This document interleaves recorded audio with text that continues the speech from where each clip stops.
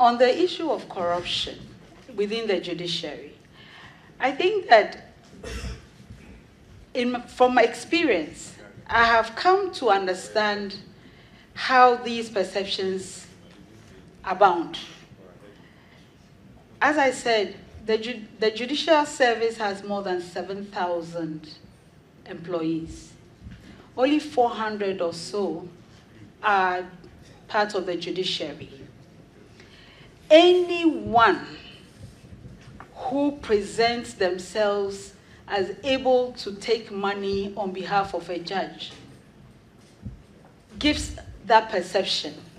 And very often, we as judges, including those of us with the reputation of being unbribable, find ourselves in that corner where people go out and present that they are going to give you money. And others believe it because they don't know it. So they don't know that you are unbribable. So there's a whole market, we call it judicial predators. There's a whole predatory group around our function. And that is something that we constantly try to address in our study of ethics, both for judges and for staff. So there are interventions, they just have to be deepened. And then for the community to understand, this is something I would really love to tell Ghanaians, that for every 10 people who tell you, give me money for a judge, you can be sure that 9 likely is going into that person's pocket and not to a judge.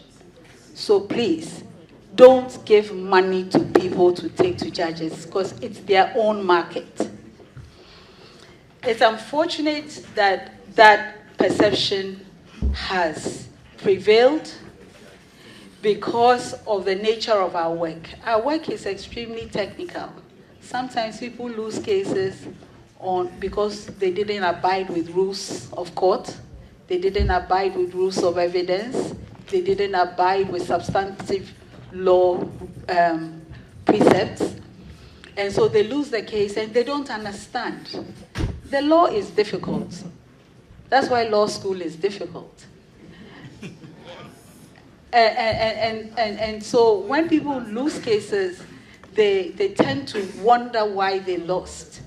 And then they come up with all sorts of notions. And so if you ask me, I would actively engage the community, as my predecessors have done. I'll heighten it, and I would speak very aggressively about being wary of those who present that they can give money to judges.